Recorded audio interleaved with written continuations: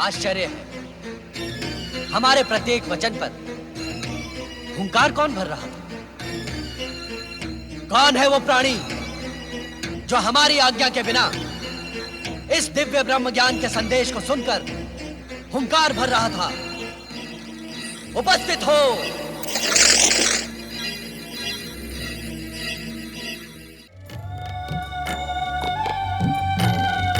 स्वामी, आपके संग रहने पर समय का पता ही नहीं चलता।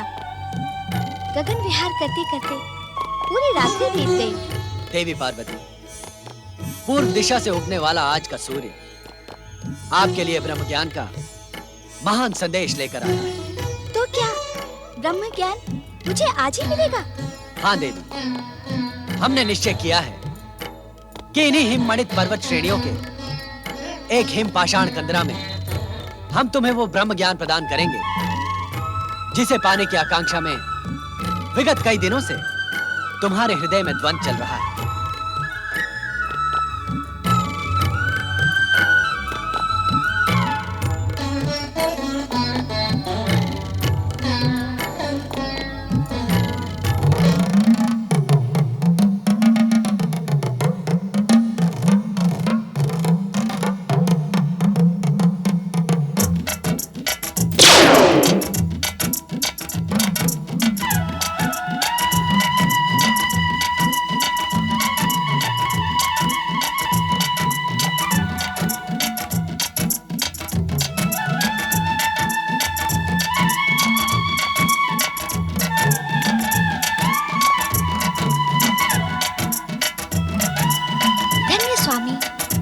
प्रकृति के सुंदर, शांत, मनोरम स्थान को देखकर मेरी आत्मा प्रसन्न हो गई है। देवी पार्वती, ब्रह्म ज्ञान प्राप्त करने के उद्देश्य से तुम जिस गुफा में खड़ी हो वो प्रकृति के गूढ़तम रहस्य से भी अधिक गूढ़ और रहस्यमयी है।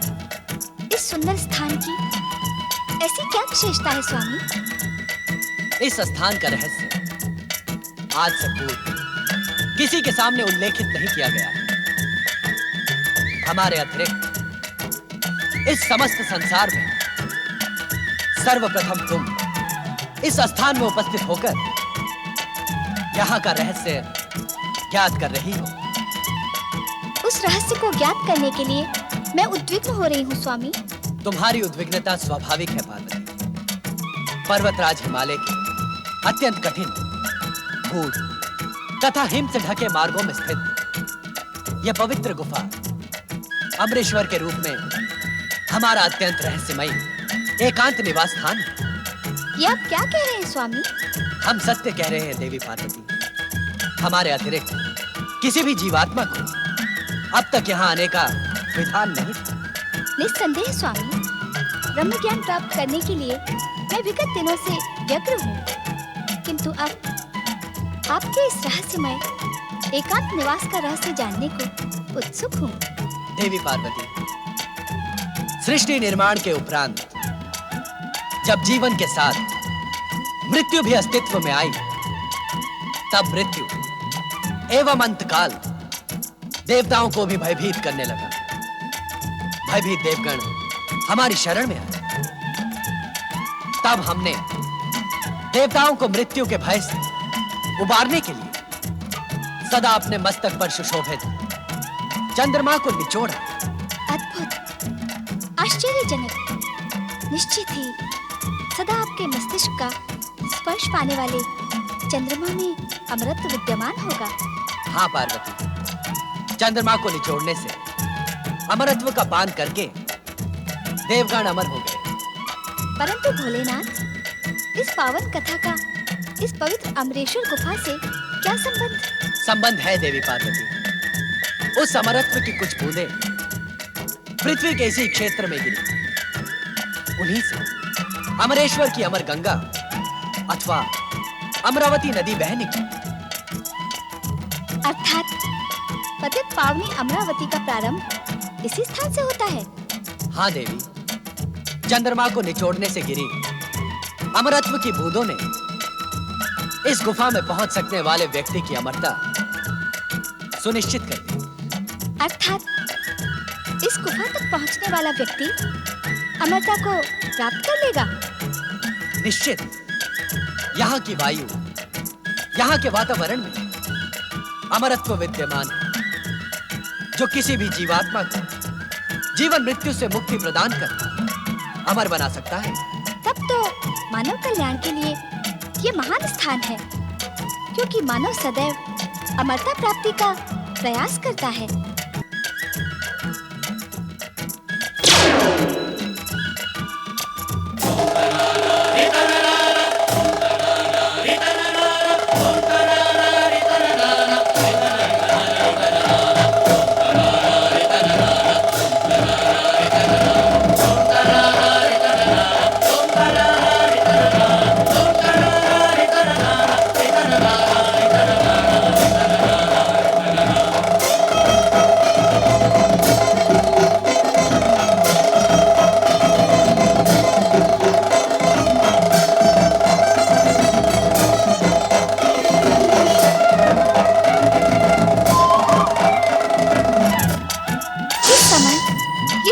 क्यों स्वामी? देवी पार्वती, जिस प्रकार इस पवित्र गुफा में आने वाला जीव अमर हो सकता है, उसी प्रकार किसी भी जीव के कानों में दिव्य ब्रह्म ज्ञान पड़ जाने से वो ब्रह्मज्ञानी बन इस सृष्टि की समस्त व्यवस्था को छिन्न भिन्न कर सकता है। किंतु डमरूनाद से क्या होगा?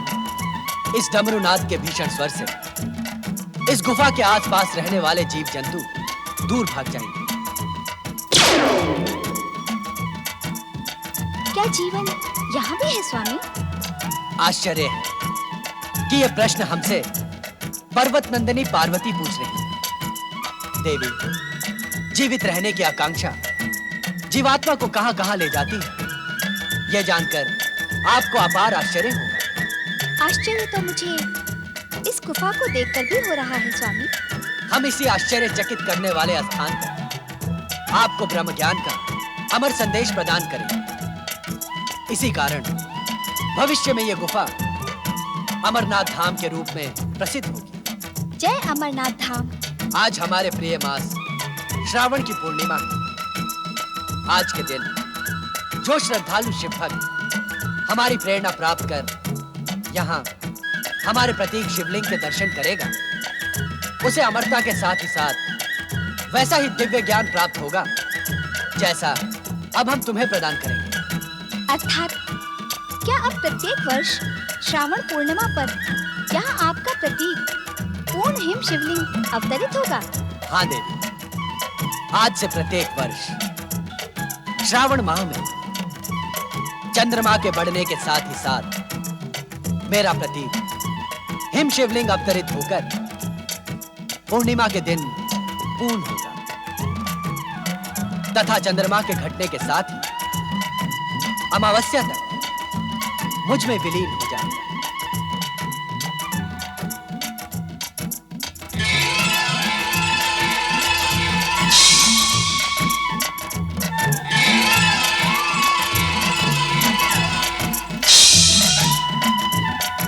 देवी, इस आसन पर विराजमान हो जाओ।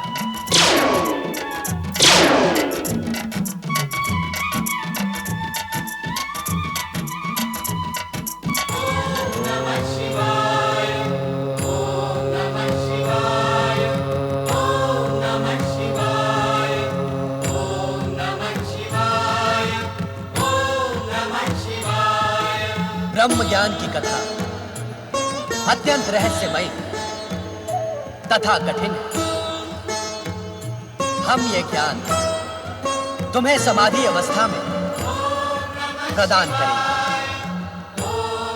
इसे कहते हुए हमें तथा सुनते हुए तुम्हें रोमांच का अनुभव, अतः सुनने की सहमति का हुंकार भरती है, जिससे हमें यह ज्ञात रहे कि तुम ध्यान से ब्रह्म कथा सुन रही हो। जो आज्ञा। शक्ति स्वरूपा पार्वती, तुम्हें यह ज्ञात हो कि पूर्व काल में हमने अपने निर्गुण दिव्य तेज से पंचक्रोशी नगरी का निर्माण किया। इसी पंचक्रोशी नगरी में श्री हरि विष्णु पुरुष के रूप में प्रकट होकर हमारे पंचाक्षरी मंत्र का प्रणव सहित ब्रह्म ज्ञान की साधना करते हुए जप करने लगे। ओम नमः शिवाय। हमारे इस पंचाक्षरी मंत्र के निरंतर जप से एक दिव्य ध्वनि का निर्माण हुआ। उस दिव्य ध्वनि से आनंद की लहरें उठने लगी। श्री हरि विष्णु का संपूर्ण शरीर इस आनंद लहरी का अनुभव करने लगा।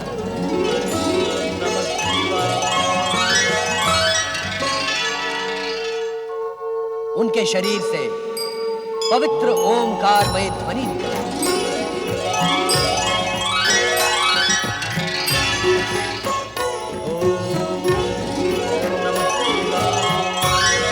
ये ओमकारमय ध्वनि इस बात का संकेत है कि परम पुरुष श्री हरि विष्णु को ब्रह्म ज्ञान का साक्षात्कार होने लगा था। यह ब्रह्म ज्ञान शिव का स्वरूप है। जो जीवात्मा मुझ परमात्मा स्वरूप के इस ब्रह्म ज्ञान को अपने हृदय में स्थित देख लेते हैं, वो साक्षात हमें अर्थात शिव तत्व को प्राप्त कर लेते हैं। देवी पार्वती लोक कल्याण तथा निरंतर शिव भक्ति में प्रयत्नशील शुद्ध आत्माओं, निर्मल मन और सात्विक बुद्धि वालों को शीघ्र ही शिव तत्व की प्राप्ति हो जाती है। सृष्टि के कण कण में शिव तत्व की अनुभूति, प्राणी मात्र की श्रद्धा और भावनाओं को आहत न कर तथा संपूर्ण संसार को शिव की रचना मानने वाली जीवात्माओं को शिव ज्ञान की प्राप्ति होती।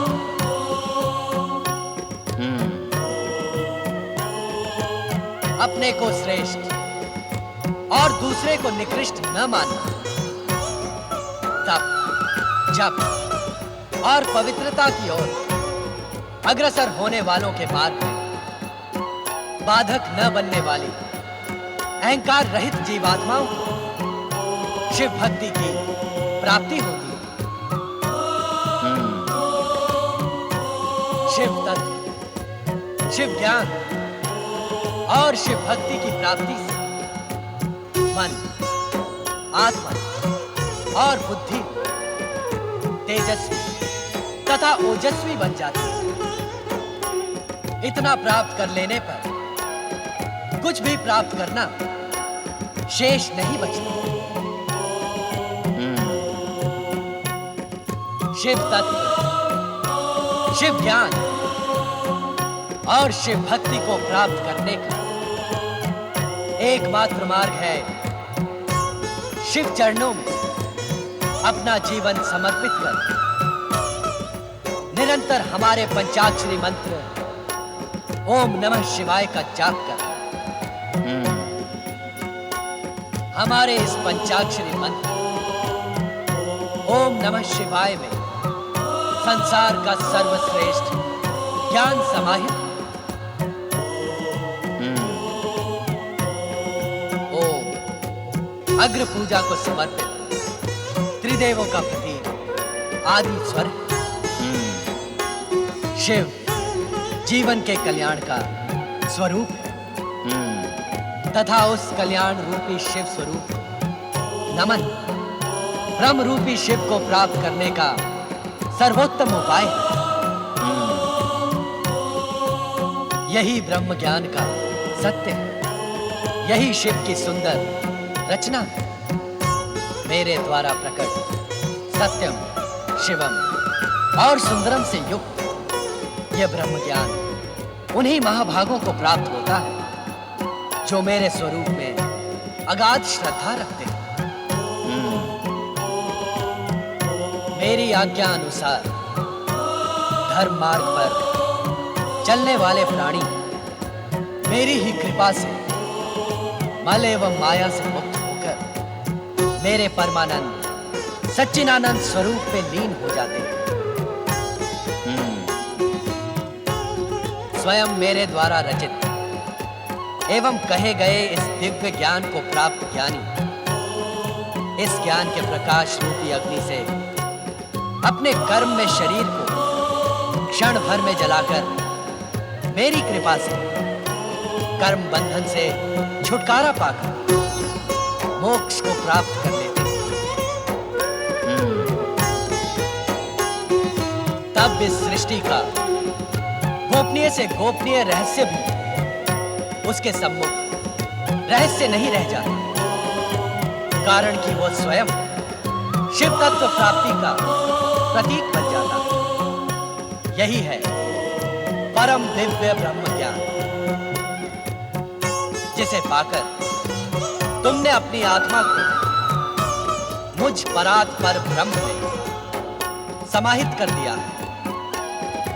अब तुम स्वयं शिव तत्व, शिव ज्ञान और शिव भक्ति की प्रतीक हो।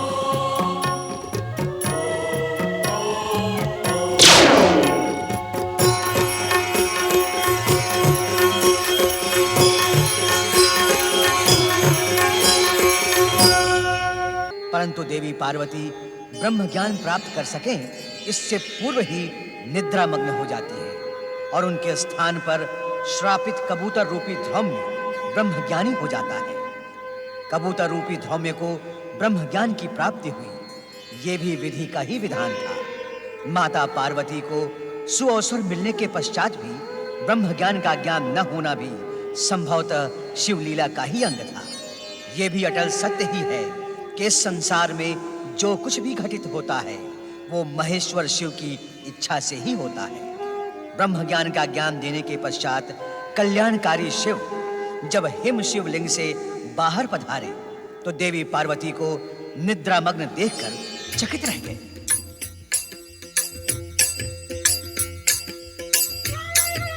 तुम सो रही हो पार्वती, तुम अपनी निद्रा को रोक न सकी। परम शिव तत्व और ब्रह्म ज्ञान की प्राप्ति के स्थान पर तुम्हें निद्रा ही प्रिय लगी। आश्चर्य है, हमारे प्रत्येक वचन पर हुंकार कौन भर रहा था? कौन है वो प्राणी जो हमारी आज्ञा के बिना इस दिव्य ब्रह्म ज्ञान के संदेश को सुनकर हुंकार भर रहा था? उपस्थित हो।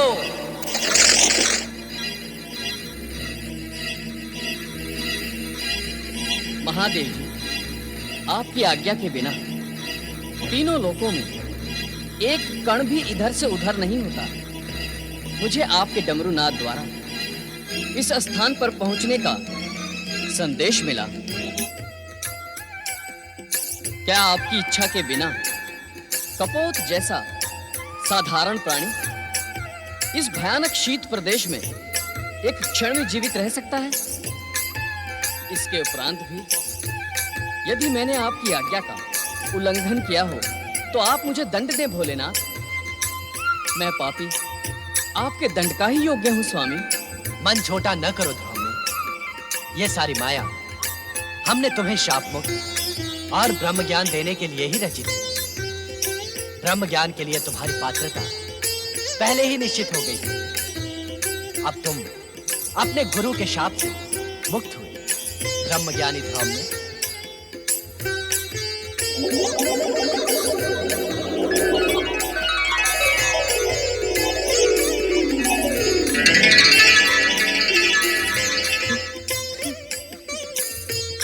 भोलेनाथ, भोलेनाथ, आप कृपा निधान हैं, दया के सागर हैं। शापग्रस्त धौम्य को कपोत योनि से मुक्ति देने के लिए आपने कितना कष्ट किया है।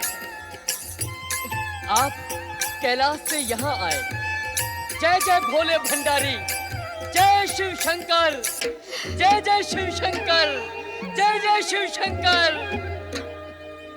ये मैं क्या देख रही हूँ? डमरू नाद के उपरांत भी इस गुफा में ये युवा ऋषि कैसे प्रकट हो गए? माता, मैं और ऋषि का शिष्य ध्रुव में हूँ। भोलेनाथ की प्रेरणा से ही यहाँ उपस्थित हुआ हूँ। भोलेनाथ की प्रेरणा? हाँ माता, मैं शापग्रस्त ध्रुव में कपोत वनम आकाश में उड़ रहा था। तभी मुझे भोलेनाथ के डमरू नाद द्वारा इस स्थान पर पहुंचने का आदेश मिला। माता, आज भोलेनाथ की कृपा से मेरा पुनर्जन्म हुआ है। अन्यथा कपोत योनि से मुझे मुक्ति कौन प्रदान करता? मैं समझ गई स्वामी। इन्हीं ध्रुव ऋषि को शाप मुक्त कर ब्रह्म ज्ञान का उपहार प्रदान करने के लिए ही आप मुझे इस पवित्र अमरनाथ गुफा में लेकर आए। किंतु मेरा दुर्भाग्य देखिए स्वामी, पाकर भी मैं उस दिव्य ज्ञान से वंचित रह गई। मेरी अभागी निद्रा। पश्चाताप न करो पार्वती, तुम्हारा निद्रा मग्न होना भी हमारी ही लीला का अंग था। ध्रुव में अब तुम अपने गुरु के पास जाकर उनकी उद्विग्नता का शमन करो। हमारी आराधना करते हुए भी वे दुखी हैं, उनका मन अस्थिर है। तुम उन्हें दिव्य ब्रह्म ज्ञान प्रदान करो, जो तुम्हें हमसे प्राप्त हुआ है। हाँ ध्रुव में एक शिष्य का अपने गुरु के प्रति यही कर्तव्य भी है। एवं संभवतः आने वाला भविष्य इस बात का साक्षी होगा कि तुमसे अधिक मूल्यवान गुरु दक्षिणा किसी भी शिष्य ने अपने गुरु को प्रदान नहीं की। जो आज्ञा माता। ध्रुव में हम तुम्हारे विनम्र स्वभाव और सदाचार से प्रसन्न होकर तुम्हें दिव्य शक्तियां भी प्रदान करेंगे।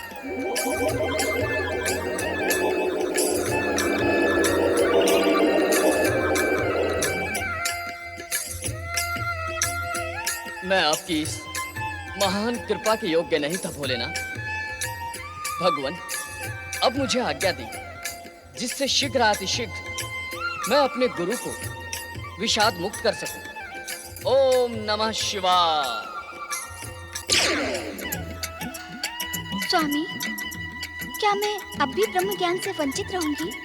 धैर्य रखो देवी, समय आने पर इस प्रश्न का उत्तर तुम्हें अवश्य मिल जाएगा। अपने मन की उद्विग्नता का शमन करो देवी। तुम्हारे मन में जो प्रश्न जन्म ले रहे हैं उनका निसंकोच उल्लेख करो। स्वामी, ये अमरनाथ गुफा आपके ब्रह्म ज्ञान प्रदान करने से ब्रह्म भूमि बन गई है। इसके शांत तथा आध्यात्मिक वातावरण ने मेरे मन को प्रफुल्लित कर दिया है। स्वामी, अब मेरा मन यहाँ से जाने को उत्सुक नहीं है। क्या हम इस स्थान पर अनिश्चित काल तक निवास नहीं कर सकते? तनिक अपने नंदी तथा अन्य शिव भक्तों के साथ ही उन प्रियजनों की भी चिंता करो पार्वती, जो अपने समस्याओं के समाधान के लिए हमारी शरण में कैलाश पहुंचते हैं। हमें कैलाश पर ना पाकर सभी भक्त एवं प्रियजन भी ब्रह्म ज्ञान के लिए प्रयत्नशील होंगे। इससे उन सबका कल्याण होगा। माँ के हृदय में ममता का ही वास होता है। जो ज्ञान तुम स्वयं प्राप्त न कर सकी, उसे अपने भक्तों को प्राप्त कराने के लिए कितनी ललायत हो तुम। तुम्हारी इच्छा का सम्मान करते हुए हम तब तक यहाँ निवास करेंगे जब तक तुम स्वयं कैलाश जाने की इच्छुक नहीं होती। किंतु क्या स्वामी? हम यहाँ इस रूप में न रहकर हमारे प्रतीक हिम निर्मित शिवलिंग में ज्योति स्वरूप में निवास करेंगे। जो आज्ञा स्वामी।